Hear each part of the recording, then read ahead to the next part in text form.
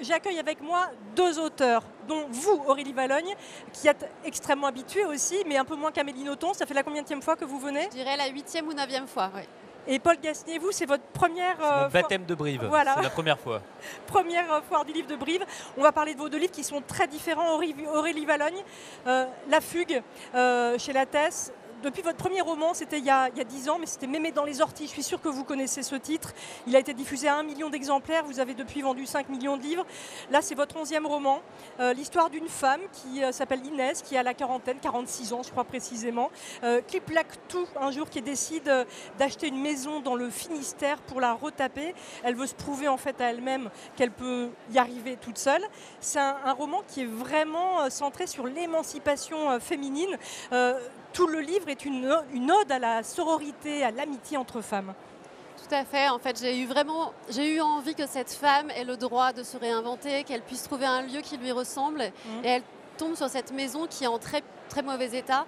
Et elle pense pouvoir s'en sortir toute seule. Et au fur et à mesure, elle se rend compte qu'effectivement, elle a le droit de demander de l'aide. Et elle a des voisines qui vont rentrer dans sa vie une par une et qui vont avoir envie qu'elle se redresse.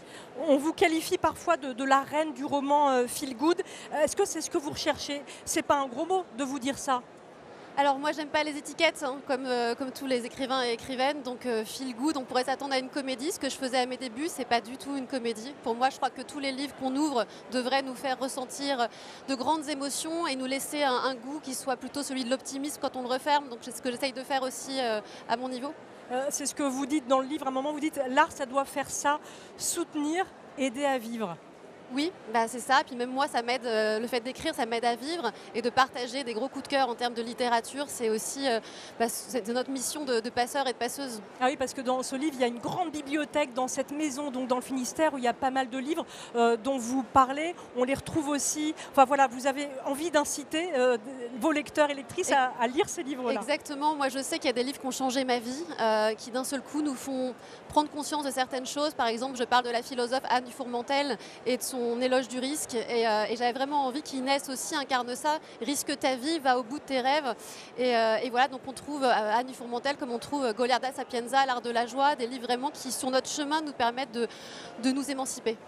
C'est un roman aussi qui a une résonance vraiment autobiographique, puisque ce roman il fait écho à votre achat à vous de la maison dans le Finistère, à l'Annelise, de l'ancienne maison de Jane Birkin. Oui, ça c'est. En fait, j'ai commencé à écrire mon histoire d'une femme qui cherche une cabane dans le Finistère et j'étais jalouse de mon personnage.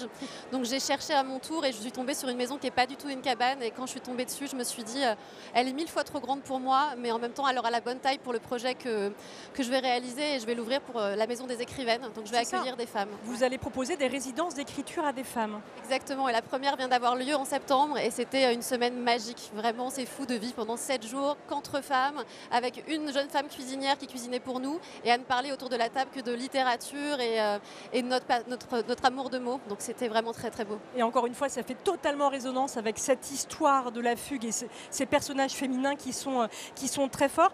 Cette nouvelle maison, vous y avez écrit La Fugue? Exactement, donc elle m'a beaucoup influencée au début. Ah oui. J'essayais de maintenir la maison à distance en me disant sinon on va croire que j'écris un livre sur ma vie. Et au final, quand on cherche la couleur parfaite pour une bibliothèque et qu'elle est devant nous, verre bouteille magnifique, on se dit on a juste à se laisser emporter et le paysage du Finistère est absolument sublime, donc forcément ça influence, ça inspire. Ça inspire, exactement. Et comme Inès, votre personnage qui se pose la question, je vous la pose également. Qu'est-ce que vous diriez à la femme que vous étiez, peut-être la femme que vous étiez avant de devenir écrivaine?